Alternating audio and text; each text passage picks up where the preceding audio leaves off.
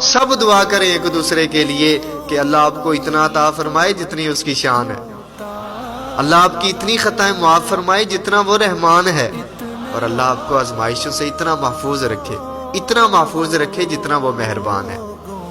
اور پھر دعا کریں ایک دوسرے کے لیے کہ اللہ تعالیٰ سب پریشان حالوں کی پریشانیوں کو دور فرمائے، سب کی زندگیوں میں خوشحالیاں عطا فرمائے، بہاریں عطا فرمائے۔ پھر دعا کریں ایک دوسرے کے لیے، پھر دعا کریں کہ اللہ تعالیٰ بے اولادوں کو نیک اولاد عطا فرمائے۔ یار انسان ایک دوسرے کو کیا دے سکتا ہے سوائے دعا کے؟ یہی دعا تو ہے جو انسان ایک دوسرے کے لیے کر سکتا ہے۔ اور پھر اللہ تعالیٰ ایسی رحمت فرماتا ہے کہ جب کوئی کسی کے لیے دعا کرتا ہے تو اللہ تعالیٰ اس کے حق میں بھی قبول فرماتا ہے۔